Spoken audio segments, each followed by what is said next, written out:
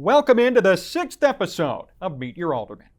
My name's Jon Zaghloul, our Communications Director. Great to have you here as we continue this program.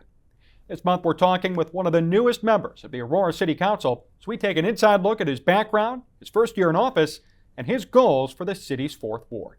He's a successful businessman, a lifelong Aurora resident, a member of the Public Health, Safety, and Transportation Committee, as well as the Infrastructure and Technology Committee.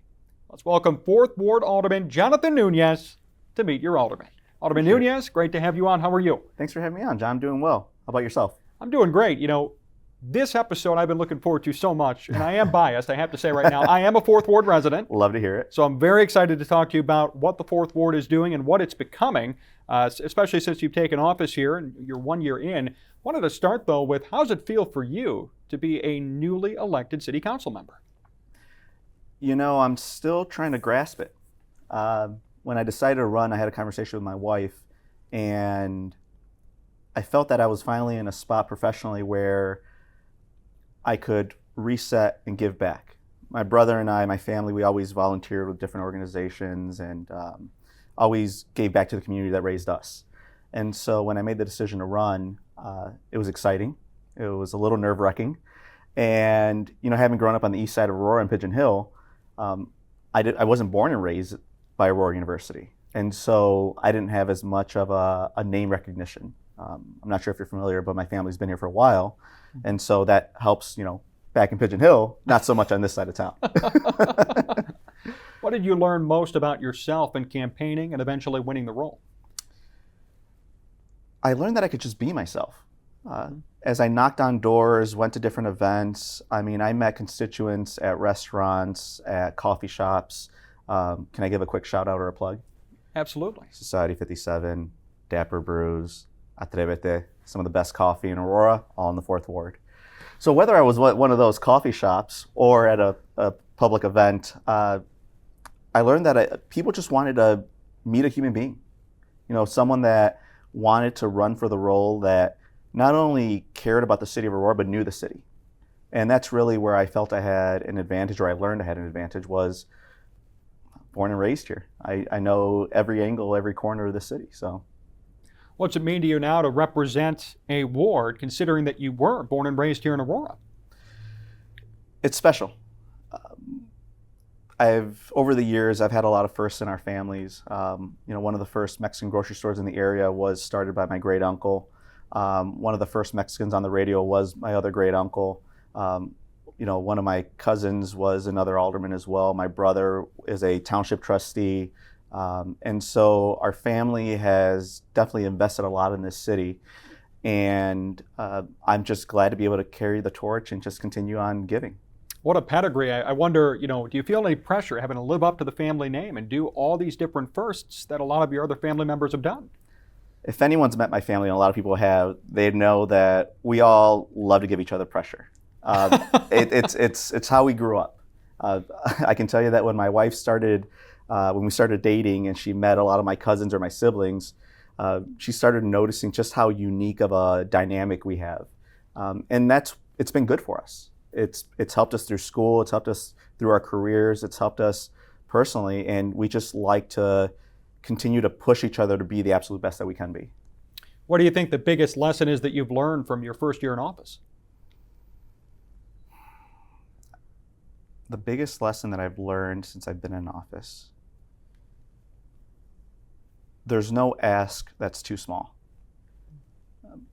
Last year we had the storms that rolled through in the summer, similar to what we've seen just last week. And there were so many people that reached out. One example, and I really stood out to me, a woman's sister lived in the ward near Holy Angels. And her sister told her over a phone call that a tree branch fell. And at that time, our streets department was 24/7. They were already on the road. They were doing a phenomenal job.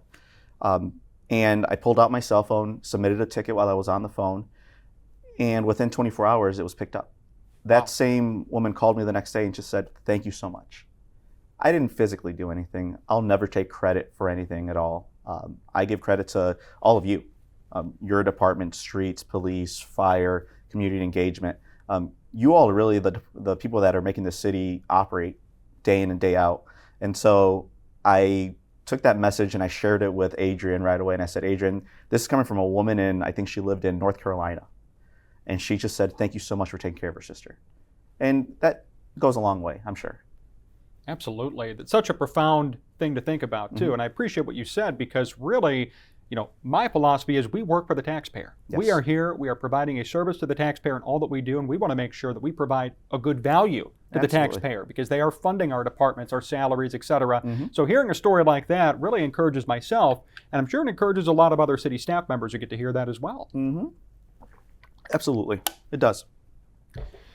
I wanted to move forward and talk about your priorities. Obviously, Ward 4 is a sprawling ward, the only ward that's on the east side and the west side as well. So what are some priorities for you when it comes to the future of the 4th Ward? Number one is communication. As I knocked on doors, there were so many individuals that asked the same questions. Who's my alderman? What does an alderman do? And how do I know what's going on in the city?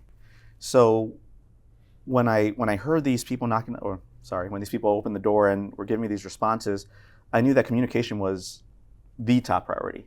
And so I actually reached out to your department shortly after the election, and I said, John, can we get a ward page?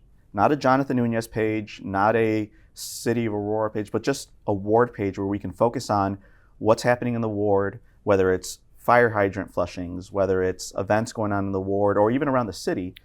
And also at the same time, open another channel for communication. And so what I try to do on a weekly basis, and an emphasis on try, is I post a what's happening in Aurora post. And I try to list out what's going on that weekend. I tag the organizations that are hosting these events. And then I also post all of our neighborhood meetings on that page. And then I don't know if you're aware, I host a monthly coffee with the aldermen. And so again, to the coffee shops in the 4th Ward, Dapper Brew, Society 57, and Atrévete, they've been gracious for the last year. I've been able to reach out to them and say, hey, on this date, this Saturday morning from 10 to 12, can I have a small space? And what I also want to do with what I've done with these Coffee with the Aldermen is I've invited different organizations, whether it's some of our boards here at the city. We just recently had Kane County at another event. And then another event at Atrévete, we actually had the township represented. We had State Representative Barbara Hernandez there. We had the Sheriff's Department, Police Department, Kane County Board Member Alex Arroyo. And so I want these Coffee with the Aldermen sessions, meetings, social gatherings to be exactly that: social, relaxed, casual, and just bring resources to the constituents, but also listen to them. We don't need to wait for a quarterly ward meeting. We don't need to wait for an email to go out. So again, tying to that theme of communication, I always wanted to ensure that we over-communicate in a sense, or create even more avenues for that communication to be able to trickle in. So that's number one priority. The second priority, and again, I give credit to Mason, who works in the Alderman's office for this, is I wanted to reach out to every organization in the ward. Businesses, not-for-profits, religious organizations, and just introduce myself. And surprisingly and luckily, a lot of them responded. Wow. A lot of the businesses responded. I've met manufacturers, roofers. I met with 4 or 5 different religious organizations, the Alive Center, another not-for-profit in the ward. And I just wanted to hear, what can I do? And the reason I wanted to do that is I feel that it creates that, again, line of communication where I can be a liaison for them, connect them to the resources they need, and really just learn more about the ward. There's never an opportunity where you just stop learning. You want to just keep going. So it seems like communication and community engagement are some really big priorities for you. I'm curious, what's been the community's response to these changes in these priorities as your 4th Ward Alderman? Absolutely. It's been received very positively. Not only do the constituents have an opportunity to meet their alderman, to learn who this individual is that either they did or didn't vote for, but who their voice is. I mentioned being a liaison for a lot of these organizations, and you continue to be a liaison for constituents as well. And the other thing it does as well is it tees up the opportunity for them to understand what my thought process is, when something does come across city council and we have to vote on different topics, they can then get an insider's view as to what went through my mind and why I voted a certain way. And again, it's been received very well. You know, I want to touch on that for a second too. How important is that for you and for all the alder people, as they do, to share with the constituents why they did certain things, why they did something a certain way? I would assume that really helps you when it comes to engagement and making sure people understand why you're doing certain things or why you feel a certain way about something. It's vital. We all have imaginations, and we can all run in a million different directions with our imaginations. And so, again, when you have that direct line of communication, you I don't want to say remove the imagination, but you give a clear line of sight as to, again, why I take a certain stance that I do. And it puts a lot of people at ease, because what comes out of it is a fundamental understanding that the ward's interest is truly the driving force behind it, the ward and the city. And the residents have received that very well. As you look forward to the next 3 years in Ward 4, are there any specific goals or initiatives that you're trying to push to improve your ward? Absolutely. We're all familiar with the old Y property.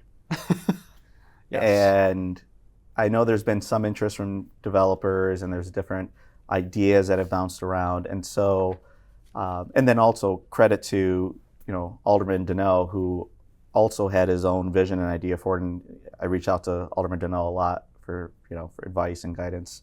And so I would love to be able to break ground on something. I don't know what that is yet. I don't know what that project's going to be. I've spoken with a ton of different constituents around what they'd like to see.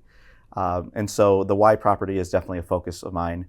Another focus that I have right now is the medians on Downer. Those medians, unfortunately, last year there was an incident where they were damaged. And so now I'm working with Adrian Perez, our horticulturalist, our arborist, and I've actually had a couple meetings with constituents that I've invited to join this committee or cohort, if you will, to just come up with an idea. And so those are two big focuses. The last focus that I have too is, being that the ward is on both sides of the river and being someone that grew up on the east side who is a Tomcat, shout out East Aurora High School, I feel that there's another opportunity to really bring in the east side of the ward even more. We have some great community leaders over there that have taken over the Tomcat neighborhood meetings. And luckily I've known one of them for several years, went to high school with my sister, so small world, Aurora. And I want to make sure that side of town also feels a part of the ward. It's not just the west side, it's the west side, it's the east side. And I try to make sure that every decision I make does take both sides of the ward into the equation, and I make the best decision for both sides. How does the fact that your geographical boundaries are on the east and the west side, how does that make your position more unique than some of the other alder people? Well, it helps that, again, I have a true personal connection with the other side of town. And my son is a Blackhawk, so I should clarify for those Blackhawks. I do have ties to both sides of town from that side. But there's an emotional factor there.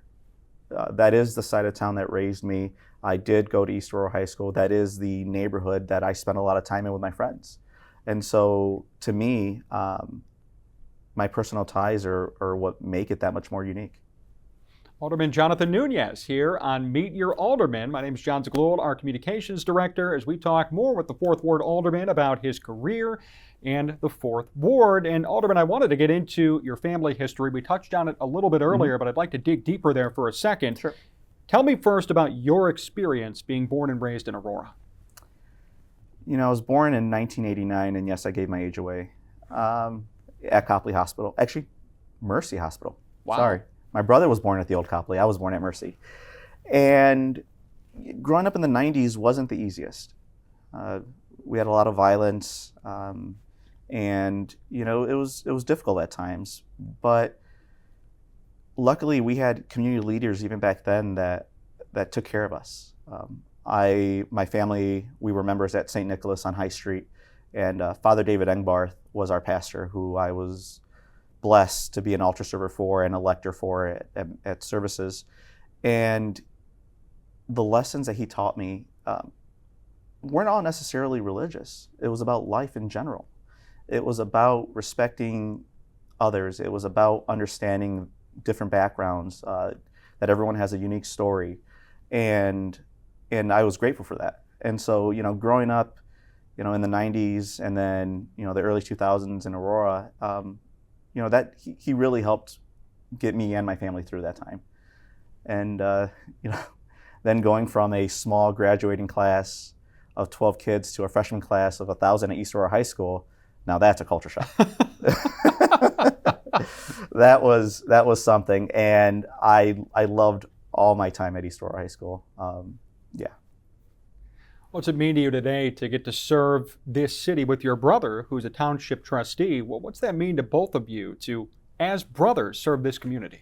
Well, I'm sure you can imagine they're very interesting conversations. Any healthy competition, I'm sure, too, still, right? It's funny. When we were out in public, if one individual hears one of us speaking in one side of the room and then another, they immediately make the connection. But it's very rewarding, and we have a very tight family where my siblings and I talk on a daily basis. We talk to our parents quite often, and my father, he always asks us, how are things going? And he may not necessarily follow local politics as closely, so he, relies on us to share. But the sense of pride that I hear in my father's voice when he hears us talk about it, and the words of encouragement of just keep going, you've got this. It's a beautiful thing to hear. How important is that family backbone for you to have so much support from your family, but then also your extended family? Well, what's that mean to you too? It's everything. I mentioned earlier that when I decided to run, I spoke to my wife, and without the patience of my wife, my son Mateo, none of this would be possible. There are a lot of hours that go into this role. There's a lot of time away from home, and they understand why I decided to do this and why I continue to give. And I just want to thank them, because without the support from my family at home, without the support of my siblings, my parents, cousins, aunts, uncles, none of this is possible. So, Alderman, I wanted to ask about Ward 4 as well. Thinking about, you were born on the east side, born and raised there, but now you live in Ward 4. What's your favorite part about living in the 4th Ward? Growing up, I had an aunt that lived right before Orchard off of Illinois Avenue. And we'd always go over cookouts, holidays, things of that nature. And sometimes my parents would take a detour down Downer, Garfield. And I remember being a kid telling my parents, I want to live in this neighborhood. I want to live here. And when I graduated from Aurora University, that same year, I bought our first house on Ingleside. And I was so happy.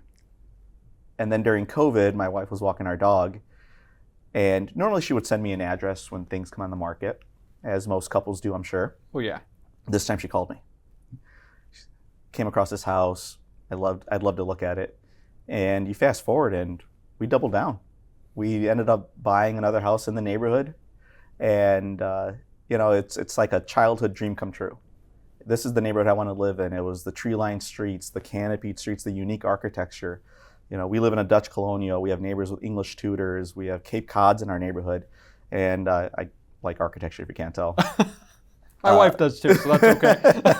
And you know the neighborhood, you live absolutely. in it. So I live in it too. It's beautiful. So it's beautiful. And you can't build that anymore. I just had that conversation with a neighbor of mine. These homes, you just can't build anymore.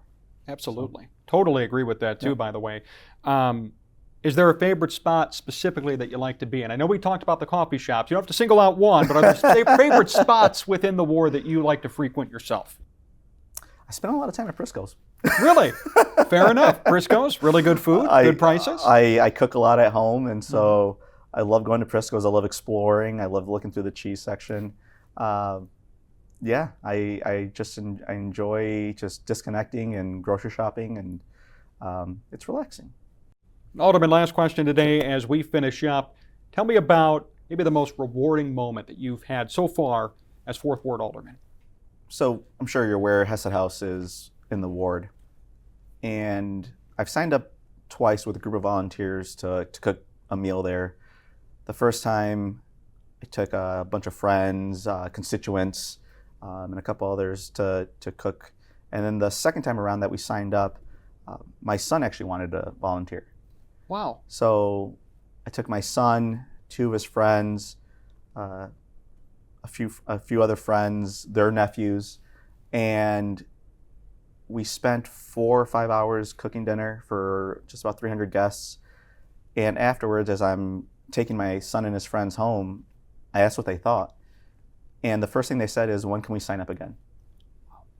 And we stopped, had for ice cream, had a conversation, and the fact that they found it so eye-opening and the connection they were able to make with the experience itself, serving to those that need it most, you can't rate that. You can't plan for that experience. It just, all you can do is embrace it in the moment. And so that was probably the most rewarding experience I've had in the last 12 months, was to see a group of 15-year-olds just say, thank you, when can we come back?